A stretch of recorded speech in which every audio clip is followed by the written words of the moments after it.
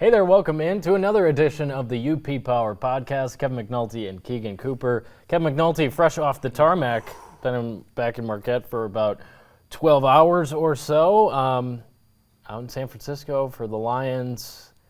Second half collapse, we'll call it. And that's where we'll start. We'll get into everything else going on locally. NMU and Tech hoops in action this past weekend.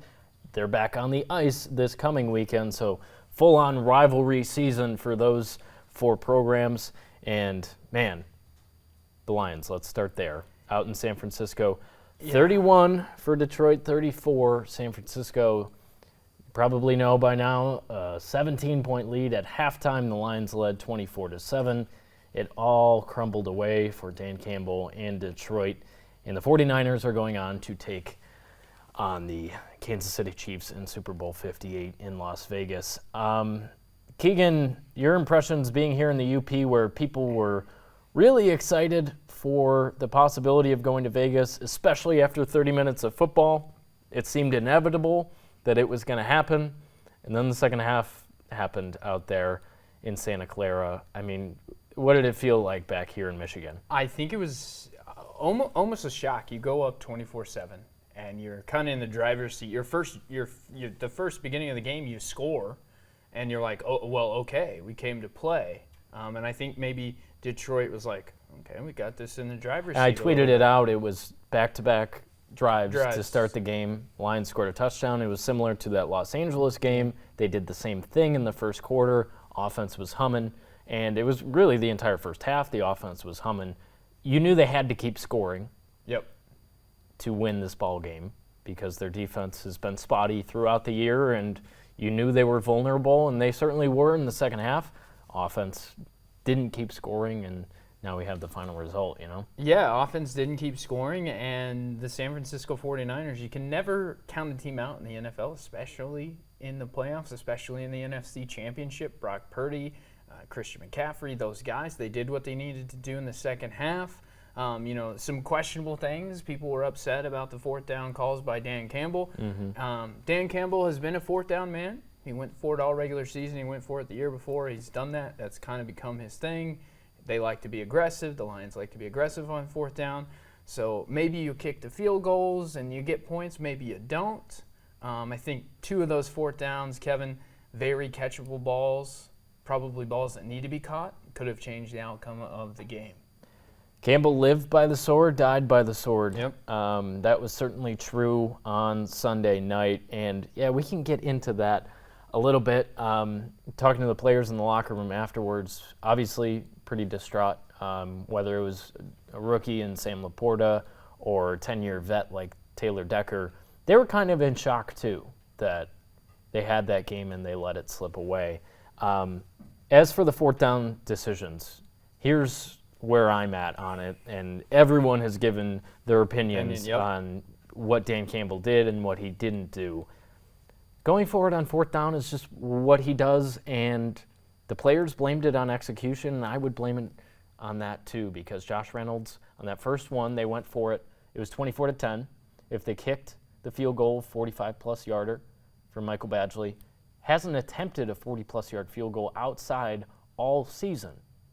So if he misses the field goal, are we still talking about why didn't Dan Campbell go for it? Yep. Because that's what he's done all year. So it's a double-edged sword, and I keep referencing a sword, but in those really, really important decisions, it's going to be magnified no matter what.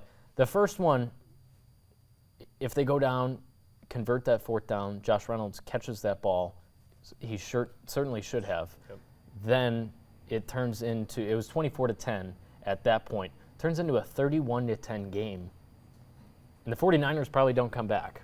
Yeah. So that one I certainly understand. The second one, another fourth and short, they were trailing by 3, would have been another 40-plus yard field goal, but they would have tied the game. And I see both sides of it again, and it didn't work out, and the Lions, they fought until the very end. I will say that, go down, they convert on fourth to get the touchdown. Now, the issue there at the end was they burned a timeout with 1:05 left on the clock. So by the time San Francisco was going to get the ball back, they didn't have a choice but to kick the onside kick. Across the NFL this year, teams are 2 for 44 on onside kicks over the course of the season. So that was never very likely. It looked good. Yeah. Of course, the flag came out that they touched it before the 10 yards. So even if they had corralled that, the flag would have been there, and San Francisco would have been able to kneel it out. But they didn't execute, and I think that's what it comes down to in the third quarter. They didn't execute. Just breaking here on Tuesday afternoon within the last half hour, Ben Johnson is coming back to be the offensive coordinator next year. That didn't seem likely at all. Nope. So the 2 head coaching openings that are still out there, Ben Johnson was seriously rumored for the Washington job with the Commanders, and he interviewed for it multiple times, told them Tuesday, I'm not taking it, I'm staying in Detroit. That was something I brought up throughout this playoff run. I'm like, what is this Lions offense going to look like next year without Ben Johnson leading it? Well, now the answer to that is null. He's back. He's back. So we'll see what it means for next season. But man, the first half they were cooking. And if you remember that drive at the end of the first half, where the Lions ended up kicking a field goal, they had a 4th and short. It was a 21-yard field goal for Badgley. Yeah. It would have been a 4th and goal from the 3. Dan Campbell kicked it then to go up 17, the 3-score lead, which we talked about. Would have been the same situation when they were up 24-10 to make it a 3-score lead. Well, that was a 21-yard field goal, not a 48-yard field goal. So Campbell kicked that time, but that drive, if you remember, they converted on 3rd and 18 and 3rd and 12. Yeah. And at that point, I tweeted out, I'm like, Ben Johnson just creates space for his guys to get out there and get in the end zone. And I think the other thing we have to talk about this game, Keegan, Lions didn't turn the ball over until Jahmyr Gibbs fumbled in the third quarter. Yep. And I think that was along with the Brandon Ayuk 51-yard catch for the 49ers in the third quarter. That was another turning point for the Lions, because who wins in the playoffs? More often than not, it's the team that turns the ball over less. Brock Purdy did have an interception in the first half. Malcolm Rodriguez coming up with that one. That was huge. That obviously contributed to the lead that they built up. But then in the second half, when it matters a little bit more and the game's getting tighter, Jahmyr Gibbs, who's been so good, and he was so good in the first half, scoring that touchdown to Chase Young, just opting not to try and tackle him. Yeah. That was pretty crazy. But the 49ers had a belief that they were going to come out and get it done. That ball was punched out, and that was a big moment. Turning the ball over there in the third quarter in your own zone, that hurt them a lot. Yeah, when you look at it, when you look at that play and you look at the replay, he never really had a firm grasp on the football, so it wasn't surprising that it turned into a fumble and 49ers recover, and then, that just builds that momentum. You're in Santa Clara, you're not the home team. The Ayuk 51-yard touchdown, those plays at the end of the game, like you said, Kevin, changed the tide of the game. And I feel like if you look at the first half, it's all Lions. And then as soon as halftime is over, it was 49ers all the way.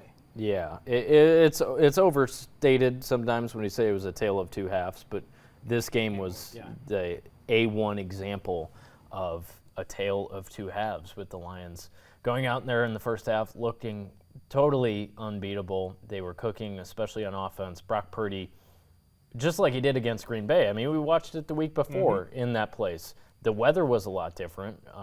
Purdy, struggled with the weather, but man, it was sunny and 71 degrees. That was not an issue. The 49ers just couldn't drum up anything in the first half, and obviously that changed. Brandon Ayuk got going.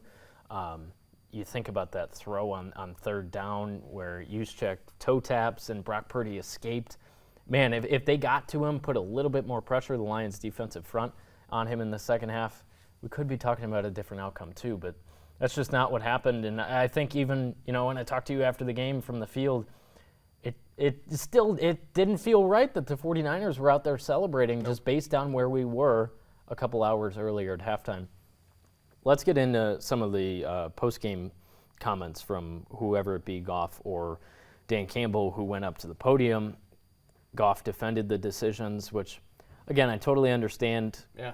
People saying you should have kicked those field goals, but at the same time, that's not the way they operate. Dan Campbell put so much trust in Jared Goff, in Ben Johnson, and their playmakers on the outside to convert on those 4th downs. They did it all season long. They did it at a 70+% clip. Yeah. It just didn't happen in the biggest game of the year. So Dan Campbell, after the game, says it's going to be twice as hard to get back here next year. And I agree. Yeah, I mean, when you look at the NFC, you look at the NFC North specifically. Yep. Everybody's going to be better.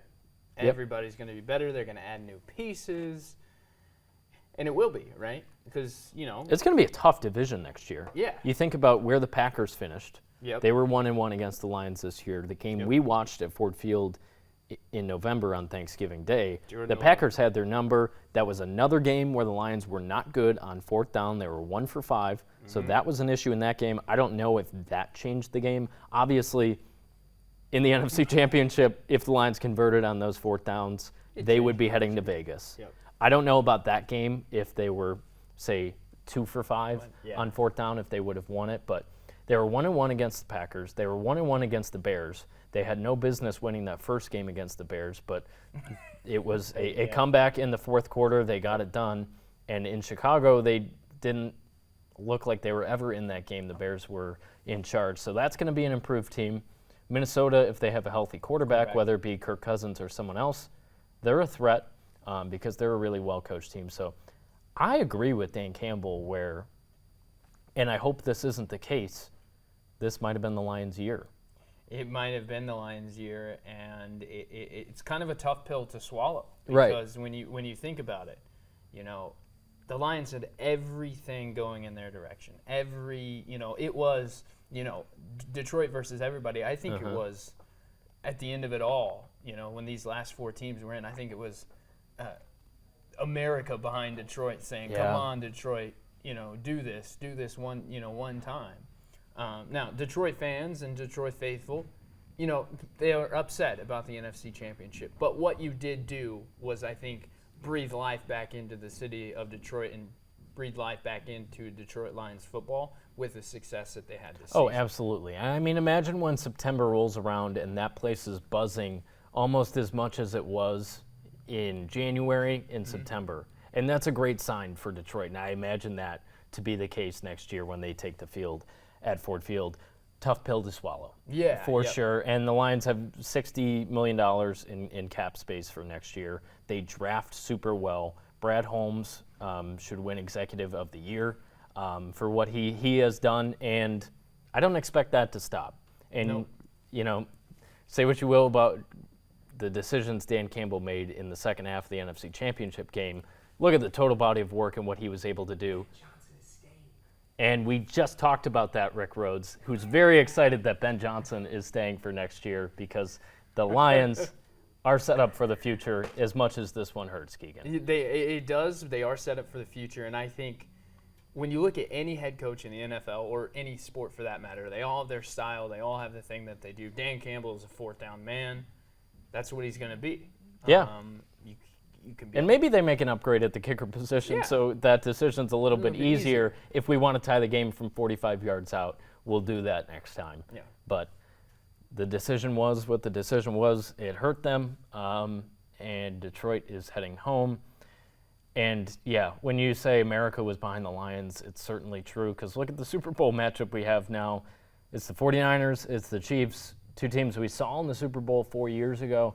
I believe 10 players total play from each team are back to play in this Super Bowl who played in that game 4 years ago. Of course, for the 49ers, they have a different quarterback in Brock Purdy as opposed to Jimmy Garoppolo.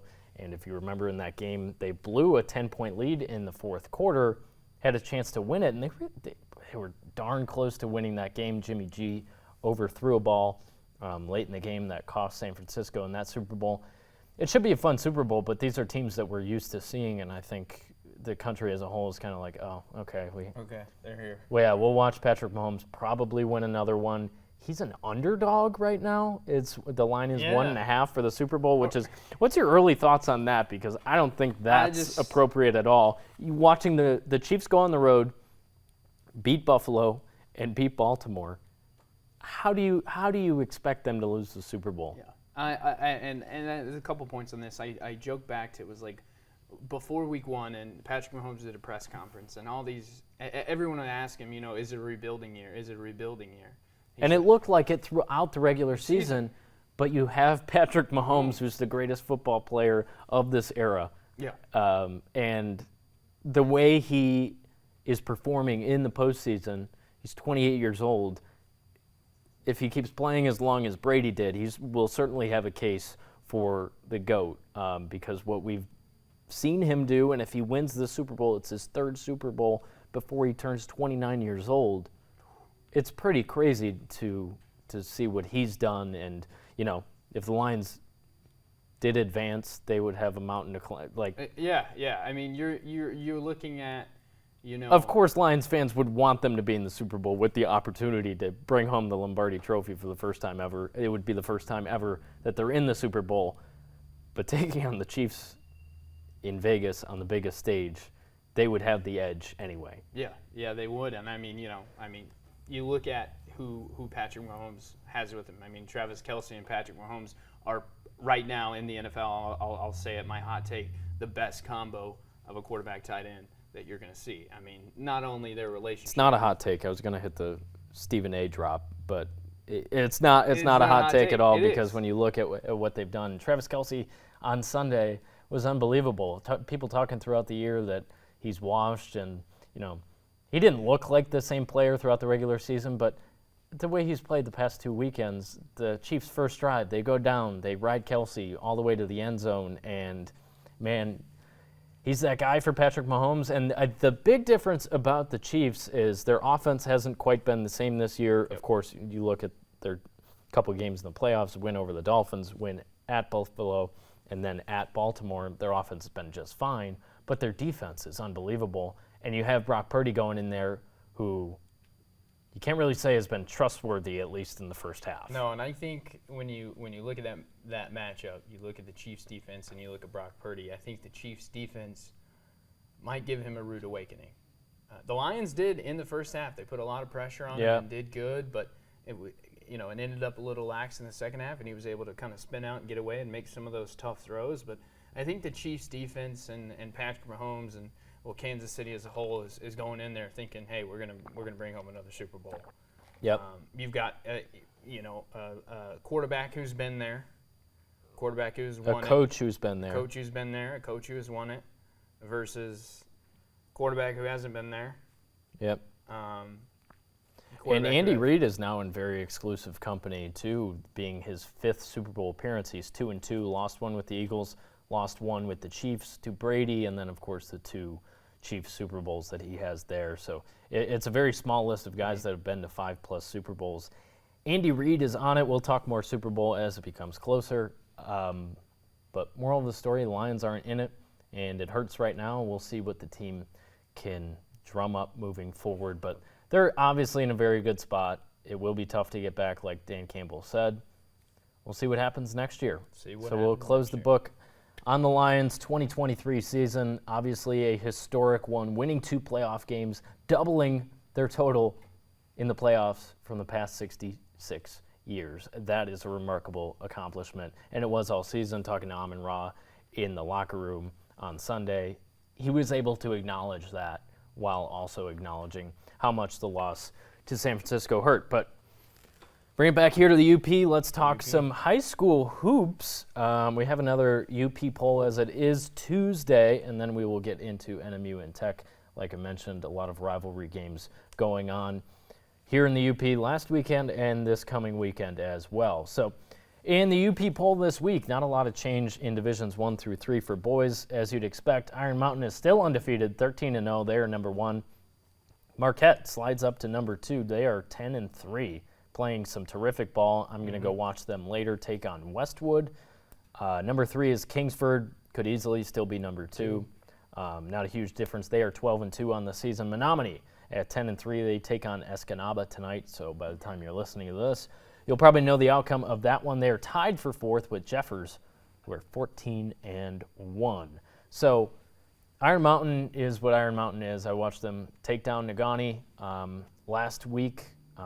No Jordan Gannett for the Miners that hurt them in their outside shooting. I think when we talk about Negaunee, they have made appearances on this poll throughout this year. They're going through a bit of a rut, like I mentioned, Gannett being hurt. When they're shooting, they're one of the best teams in the UP, but when those shots aren't falling, it's tough for them to take down some of these teams that we see on the UP poll. No, definitely, and I agree. And I just watched them play Monday night, taking on West Iron County, and I can say shots were falling for them, and that's a good sign for the Miners. Gavin Saunders was getting some buckets. I've got to shout out Holden Meyer, who I watched shoot 5 3-pointers from the same spot. It looked like the identical shot, made all 5 of them. I don't know how many points he had on the night, but it was just an incredible shooting performance from beyond the arc. And for the Miners, like you said, if they're shooting the ball, they're going to be in good places, and I can see them sneaking back into the top 5 towards the end of the regular season. And numbers 2 and 3 in the poll, Marquette, like I said, we'll see tonight take on Westwood. So on the road, that should be a little bit of a challenge. Westwood is a team that's very hit or miss. Obviously, they have the sophomore Ethan Marta, who's one of the best players in the UP. But if he doesn't get going, they struggle a little bit in the way Marquette is playing over the past couple of weeks. It's been really fun to watch them. They beat Kingsford. They beat Menominee. That's definitely why they're deserving of the number 2 spot in this poll. Kind of a bummer that they won't take on Iron Mountain, because I think Jacob McPhee could match up with Oscar Kangas better than maybe anyone else in the UP. Length-wise, speed-wise, strength-wise, I think I would agree. Seeing Marquette take on Iron Mountain might be a true test for the Mountaineers when it comes to matchups. Because when you look at a lot of the teams that Iron Mountain has played this year, 13-0, they played some great basketball. But just size-wise, matchup-wise, I would say the second closest would have been Kingsford, that matchup. And we saw it was a 1-point win for Iron Mountain. So obviously Kingsford's right on the doorstep, but not quite enough in that game. We'll see them again February 16th take on each other at Kingsford that time around. It's a Tuesday night, so that should be a lot of fun. Kingsford in action tonight against Norway, who appears in the Division 4 poll. What are you looking forward to with that one? I think it's going to be, an exciting up and down game. Yeah. I think Kingsford likes to run, shoot and transition, get to the rim. Is Norway going to be able to stop the outside shooting? And who's going to control the pace of this game? If Kingsford controls the pace of this game and gets the shots they want and is able to go up and down, it's probably going to go the Flivers' way. If Norway is able to maybe slow them down a little bit, get into a half-court set, run their sets, can the Knights get the ball in the basket, then it'll go Norway's way. And that's one thing I think for all games that I've seen this year, boys and girls, it's who controls the pace of the game. Do you play fast and score fast, or do you slow it down to half-court sets? And if you're in a half-court set, are you finding ways to score the basketball? I agree. If the Flivers get Gavin Grondin going, get Cardell Morton going, they are a tough battle for anyone in the UP, obviously. Since we mentioned Norway, very talented team there on our D4 poll. We'll get into that right now. St. Ignace, number 1 at 11-3. Munising, 12-3. They are playing very good basketball. Pickford is 12-1. They're your number 3 team. Forest Park has recovered nicely from those back-to-back losses a couple weeks ago. They are number 4, and Norway is 11-3 at number 5. And receiving votes, Lakeland and Hubble, both the boys and girls teams playing great basketball this time of year at 10-2. Now, when we look at Forest Park hanging around there at 11-2, they lost those first 2 games without their head coach, who was suspended. But Forest Park and Norway at 4-5, they're sitting there within striking distance of the 3 teams ahead of them who are out in the Eastern UP. Yeah, and I mean, you can't. Forest Park, Norway, they're right there. You can't discount Munising, who has been all the way. They're playing some great basketball. St. Ignace is playing some great basketball, and it's down the stretch in this. I would say the last third of the regular season. It's how are we going to make the plays and do the things that to be at the top, to be playing our best basketball, so that when we go into the postseason, it's kind of a smooth transition. And right now, I would say Division 4 is anybody's. Everybody's in the position to grab the top spot. They're all, right there, 11, 12 wins, only 2 or 3 losses. Yeah. It's kind of a jumble. And the cool thing about when we look at the D4 poll, we know these teams will probably, a couple of them, end up seeing each other in the postseason. With Divisions 1 through 3, you won't really have Marquette taking on Iron Mountain in the postseason, which, as I mentioned, is a bummer because I would love to see that game, but Marquette and Iron Mountain not going to be in the same division, so we won't see that. But with D4, any of these teams could end up meeting each other in the postseason. Munising really coming on. Phoenix, has been playing really well, scoring at a high clip, so D4 should be interesting as we move down the stretch of the season. It's February later this week, which is crazy. So Wild, March is almost here. We'll talk some college basketball too, because man, it should be an exciting month of March. We'll get into the girls now in divisions 1 through 3. Negaunee is 13-1. That one loss coming to Ishpeming earlier in the season. Ella Mason still tearing it up for the Miners. Tied for second is Sault Ste. Marie at 7-3. Bark River Harris is 11-1. They're playing fantastic. We had their highlights Friday night on Friday Night Fever. Number 4, Houghton. You saw them in action last night. They are 9-4. And Gladstone taking on number 1 Negaunee tonight, Tuesday night. They are 8-3. So a lot of great teams here. Where do we start? Negaunee, Gladstone tonight.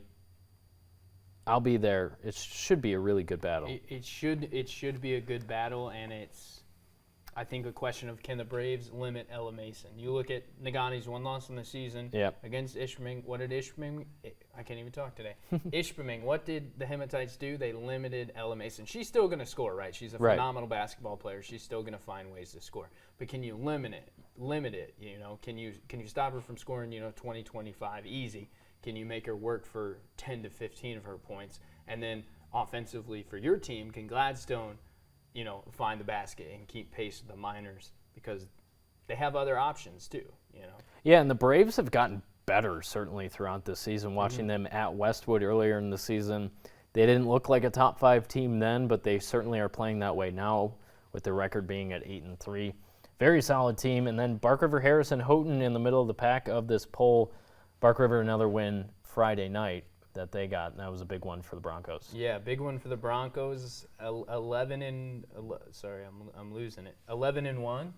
Yeah. Broncos are dangerous. Certainly. They're dangerous. And I also look at Houghton. I watched them play last night. Their inside game with Ava Gerard, their outside game, how well they shoot the three-pointer, how they push the pace.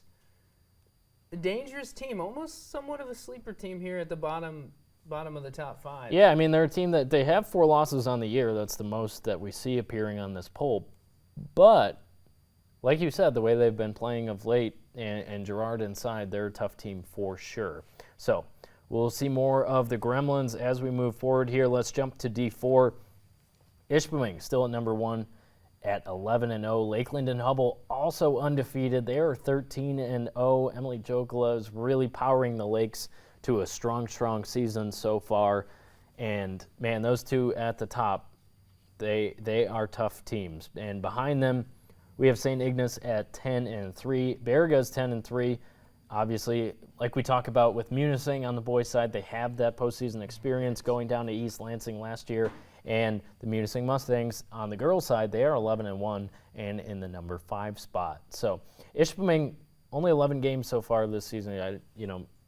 They've had trouble scheduling as we've gone through the season, but there's no arguing who the top 2 teams are in D4 girls basketball. No, there's not. I mean, you look at the Hematites.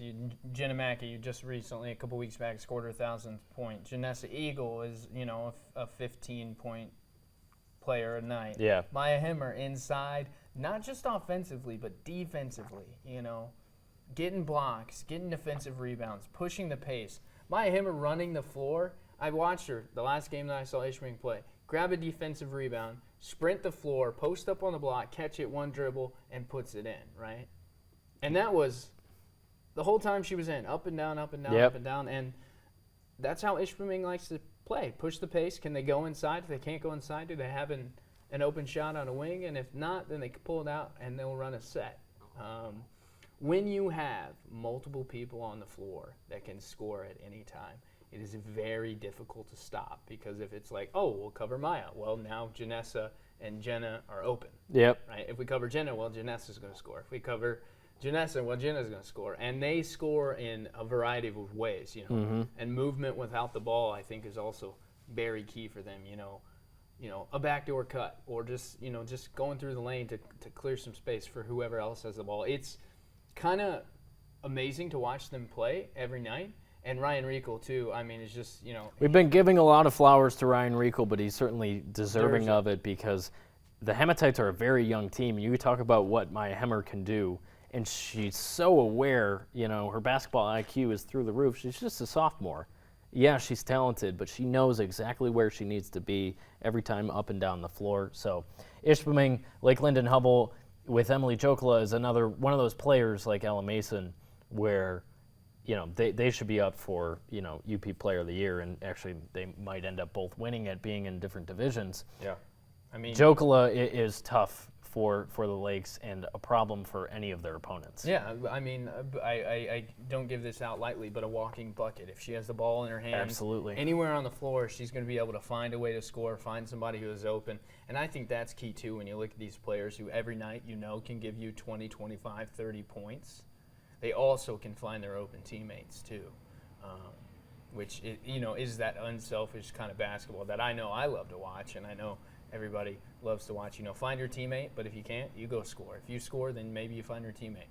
For sure, it's going to be another exciting week of hoops here in the UP. Of course, we talked about all the games we're going to go see tonight. You'll know the results by the time we get to the weekend and head into, what is the final stretch of this season. Should be very exciting.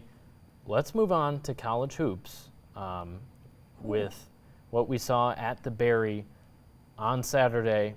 We'll start with the men's game because NMU is playing out of their minds. But not only that, the atmosphere at the Berry was one that Matt Makerzak described to us today as something he dreamed of when he first came here. Hadn't seen it like that in his 4 years in Marquette. Yeah, I was there at the games. Electric. A lot of people in attendance. The sidelines right on the court were filled. Yep. The stands were filled behind it. It was loud.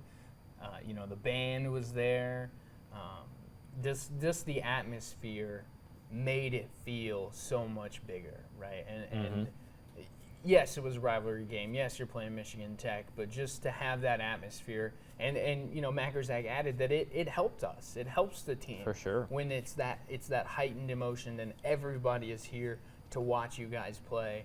And when we look at the first half, Michigan Tech only goes into halftime down by 11. It was a close, pretty close game. 8-10 was about the lead the entire first half that Northern had, and then the second half Northern Michigan just kind of turned it on, and it kind of got away from the Huskies. Yeah, and when we talk about the Huskies, it's been an up and down year. Mm-hmm. They're going through it right now.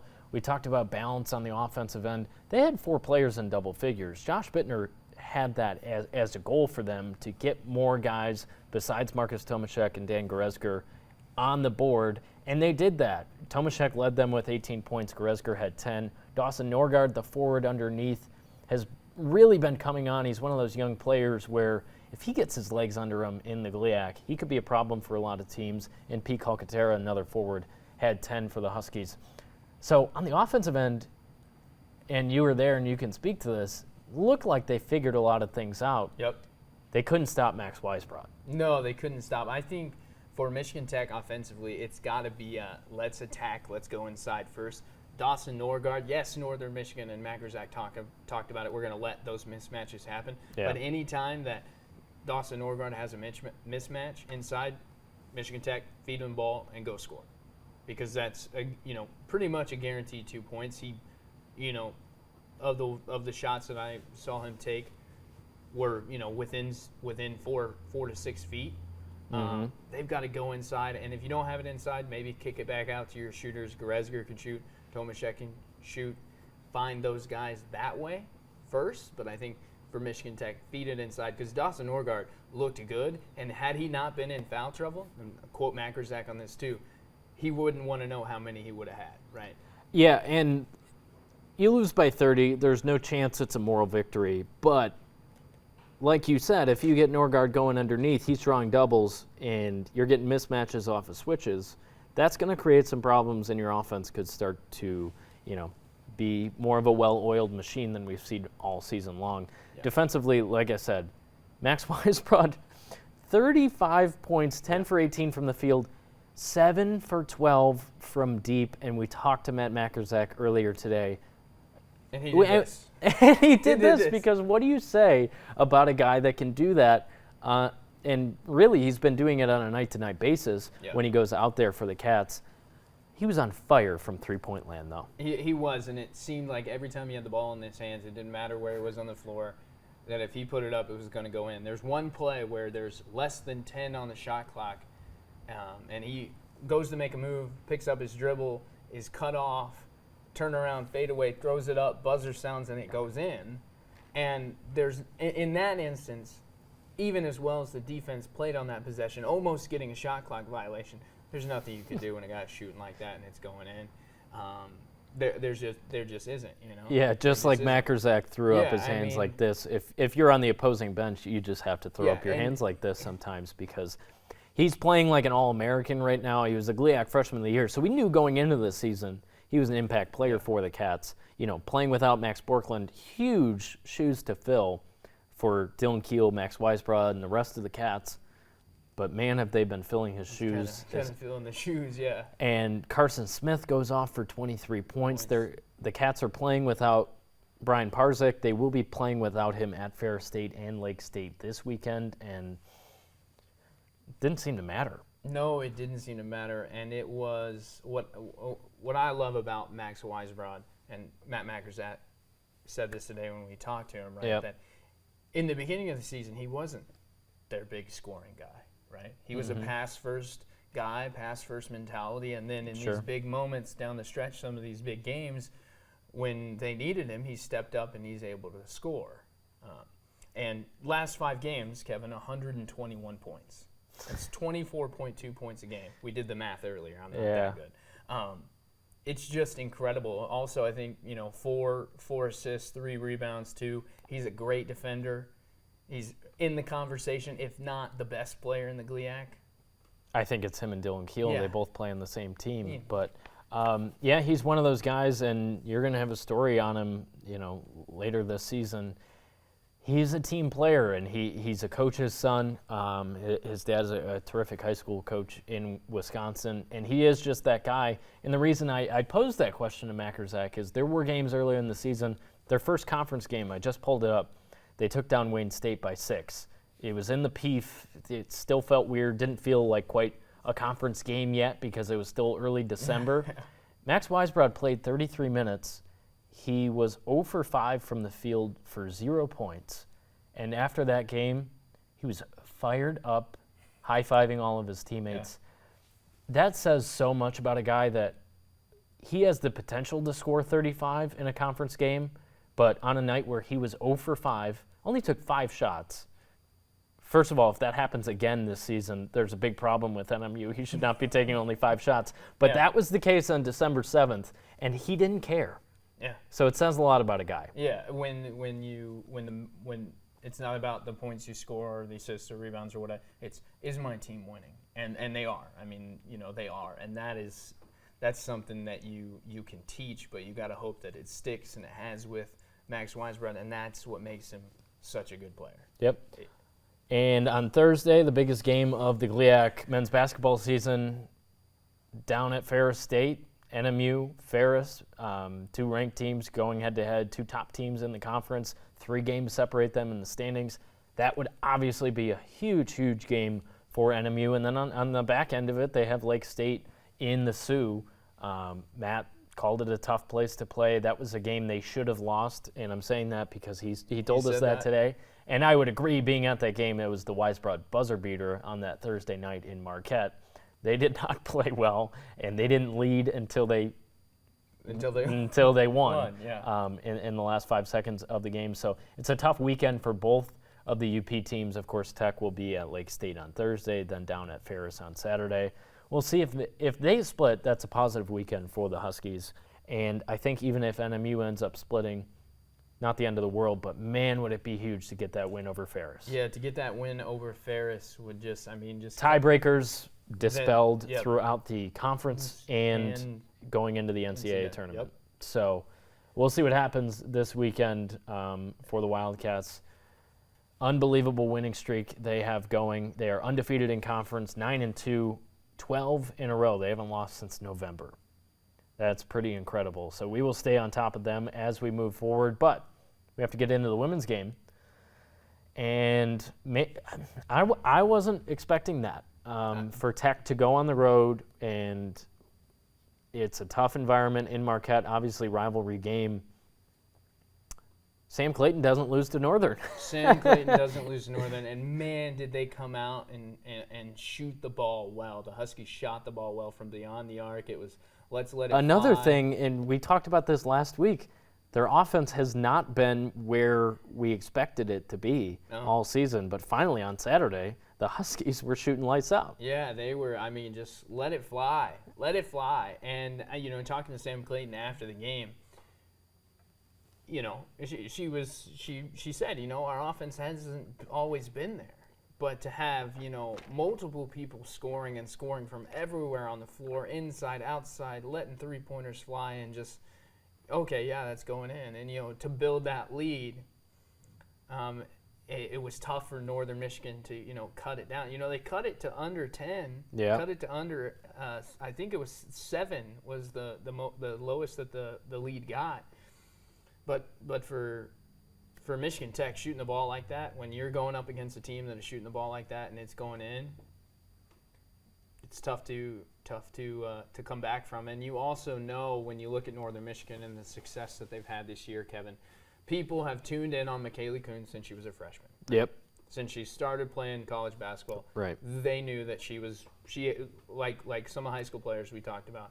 She's a college player that has a potential to score 30 every night if and when it presents itself.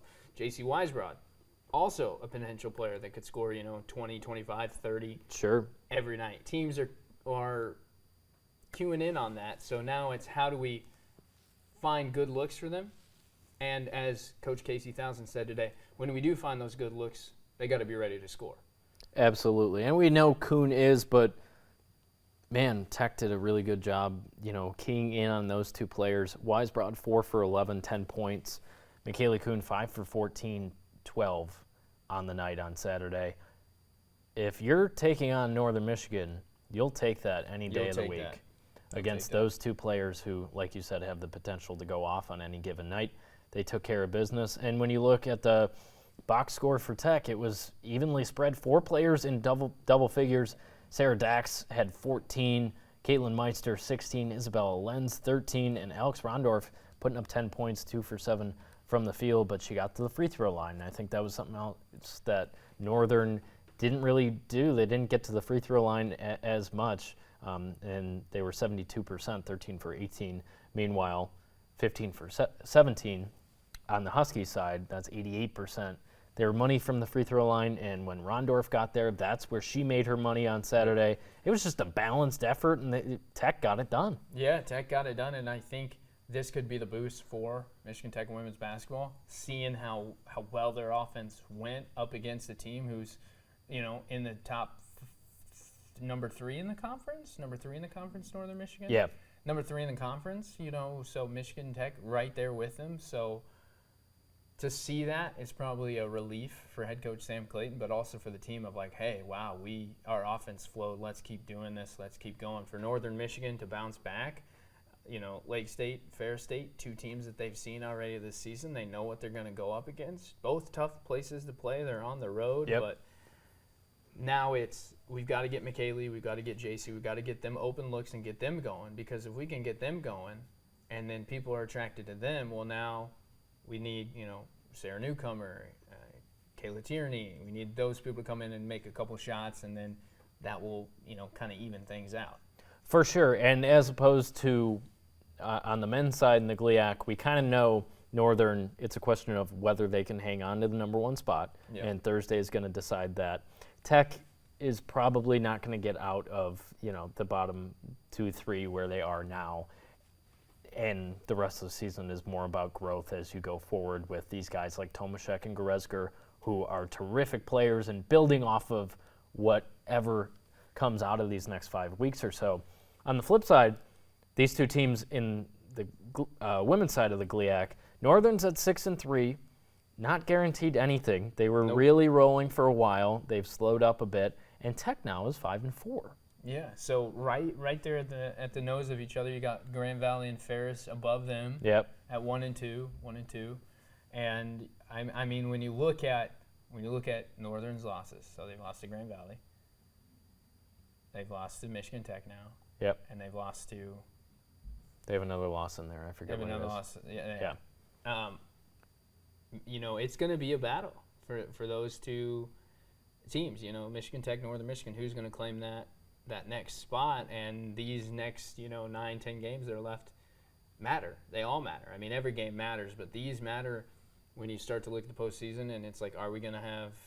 Are we going to be able to host the GLIACs? Are we going to be able to? Now Grand Valley and Ferris at 1-2 will probably end up hosting, but to get to that point where you can, these games matter. It was an interesting environment for the women's game, making it 14 now in a row for Michigan Tech beating Northern Michigan. Sam Clayton still undefeated against Northern Michigan. Casey 1000 still looking for that first win against the Huskies. I think every time. That hurt because it felt like this is the one that she was going to win. Win. Of course, they will take on each other in mid-February up at the SDC, but on the flip side, that's going to be a very tough place to play for the Wildcats. Going up to the SDC. It's a little bit tighter. We talk about the atmosphere at the Berry, it's spread out, it's built for hockey. When you get into a packed SDC in that gym, it gets loud in there quick, and it doesn't take a lot. In that matchup right before you head into the GLIAC tournament, so you'll expect it to be filled, expect it to be packed. Absolutely. It'll be an exciting one to see. Like I said, the GLIAC women's basketball for the two teams we cover here in the UP might be a little bit more interesting than the men's. Of course, we'll see what Northern can keep doing on the men's side, but let's close it out with hockey. We have the rivalry returning this weekend, Friday in Marquette, 7:07 puck drop at the Berry, and then Saturday in Houghton, 6:07 puck drop at the MAC. And you look at what these two teams did this past weekend. Let's start with Tech. They are 26 points, good for fifth in the CCHA, only 4 points behind first place. St. Thomas and Minnesota State are tied for first with 30 points. So there's a lot of room for Michigan Tech to get up towards the upper echelon, and NMU sitting behind them in sixth with 20 points. Also, for the Cats, maybe their last gasp of this season is this weekend against their rival in Michigan Tech. So let's talk about last weekend, Tech at Lake State. They lost a tough one Friday night. Didn't come out, not the result they wanted. 3-1, they fall to the Lakers, who we talked about being a strange team this year, given the way they swept NMU at home, then went down and got swept by Ferris State, who's in the basement of the CCHA. Well, it kind of evened out this past weekend. They get the win on Friday, then they fall 1-0 shutout. Isaac Gordon for Tech. What a guy. What a freshman year. Yeah, I mean, 13 to lead Tech, 13 goals to lead Tech. Yep. Had the assist on the goal on Saturday for the win to Rylan Mosley, playing kind of out of his mind as a freshman, and a guy you kind of went out there on the ice for the Huskies. Yeah, and what you think about Kyle Kukinen's season as a freshman last year, you could dub it as a sophomore slump this year in terms of scoring, at least. He got that goal finally at St. Thomas a couple weeks ago. But for Tech, I think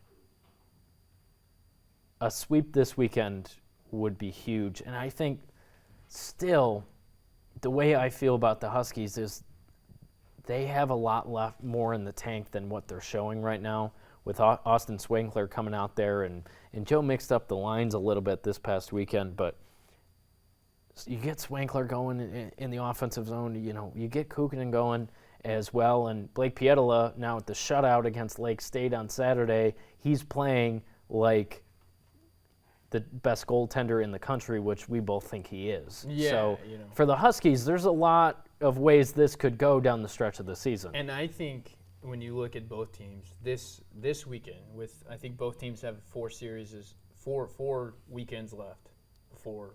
Yeah, let's go through it. CCHA. So while we're talking about Yeah. Tech, they obviously have home and home against Northern this weekend coming up. Then they're at home, Winter Carnival for Minnesota State. Which is going to be a wild environment. That is huge. And Yeah. on the back end of it, so they still have St. Thomas and Minnesota State on their schedule. So The number one spot, top place in the CCHA, is still on the table for them. And then mixed in there, they have Bowling Green, who's 7th in the conference. yeah, They're going to play at Bowling Green. That place is going to be on fire because you know the circumstances surrounding Austin Swankler and the way Yeah. he left there.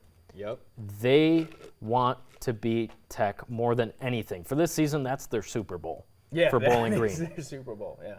These 4 weekends for Michigan Tech, every weekend is going to be a grind and a battle. It is grueling. It is grueling. I mean, Northern Michigan is going to be no slight at home and home, for Michigan Tech.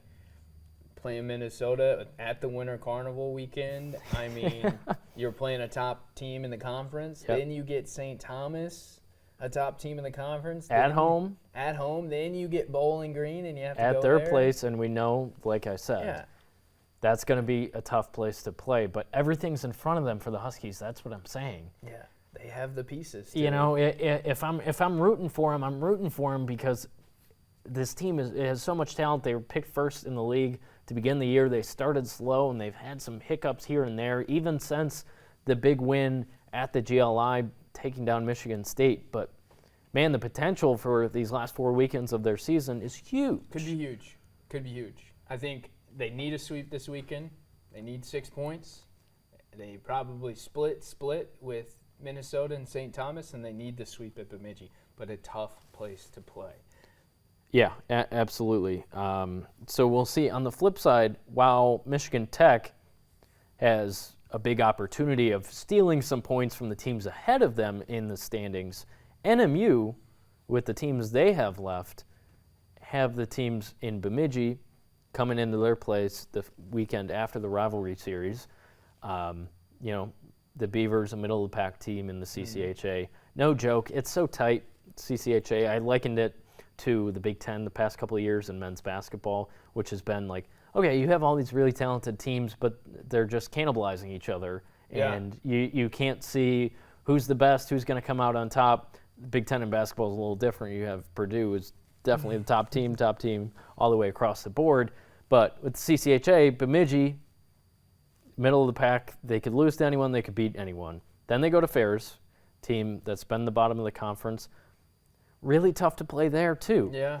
And then they have Bowling Green at home. So while Tech, like I said, has the opportunity to steal points from the teams ahead of them, Northern, you can't count them out because they have Bowling Green and Ferris, the teams below them, where if they get on a roll towards the end of the season, going into the CCHA tournament, man, it wouldn't surprise me if that's the case either. Yeah, no, exactly. I mean, and playing at home, too, for your last regular season game series, I think is huge for Northern Michigan because Grant Petolini has talked about how this year they've been pretty good at home. And so maybe having that. And that's why I think Tech and Northern are going to split again this weekend. Yeah, that's it. I think NMU will win at home on Friday and Tech will win at home on Saturday. That's what we saw in December. I could be wrong, but I feel like that is just bound to happen with the way these environments show up for the rivalry. Here's my hot take. Yeah. Go ahead, get your. I'm ready. Get ready. If Northern Michigan can stay out of the penalty box, I think they sweep Tech this weekend.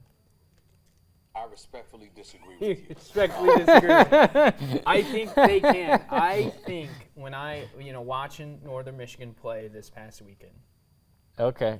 Had No, some- staying out of the box is huge. Staying out of the box is huge, and it's a rivalry game, and we talked to Grant about this And Tech today. has been a lot better on the power play, too. Yeah, and so can Northern Michigan stay out of the box so Tech doesn't have a power play because they have been better on the power play. Yeah. You're at home on Friday. Benny has been doing, He's treading water, pretty I well. would say. Yeah, he's treading water. He's doing pretty well. Can you stay out of the box? Can you score a couple goals? And can you kind of ride this wave the last 4 games? Our last 4 series. I think Northern Michigan is due for a sweep. Yeah, when's the last time they Due for a had sweep, one? and I think it's going to happen, and this might be the weekend. We'll see, man. That's why I'm going off of what I saw in December. Michigan Tech handled them at home 4-2 on Friday night, and then you go into the Berry on Saturday night, and Wildcats take care of business 3-1. They beat the Huskies. So we'll see what happens. I think it's more likely that Tech sweeps rather than Northern sweeps, but I think most likely, and you could probably agree, that we'll end up with a split this We'll weekend. end up with a split, yeah. But it should be a lot of fun. 2 teams that, like I said, can't count them out, especially in the No. CCHA as we move forward can't. through the rest of the season. So that should be a lot of fun. Don't forget, you can catch both of those games on our networks on Friday night and Saturday night. And if you're looking for the Maryland-Michigan State game on Saturday, which I don't want to watch Maryland play basketball personally. As an alum and a fan, I'm good. That's over on Grit. if you wanted to watch that. Over on Grit TV. But Big Ten basketball real quick. Michigan State tonight. I think the Spartans will be rolling going into that. Yeah. That game on Saturday against Maryland, which will be tough, but they're at home. So Michigan basketball is really, they're in the bottom of the Big Ten, not playing well. So if the Spartans get that one, then they get Maryland at home. Maryland's been playing better on the road. We'll see what happens. But Wisconsin hoops in the top 10, and they got Purdue on Sunday. Yeah. That game should be fun. I like when Wisconsin basketball is good because I always loved the brand of basketball that Bo Ryan played. Yeah. You know, when they had those teams going to the Final Four, just they were, minutes away from the national title in 2015.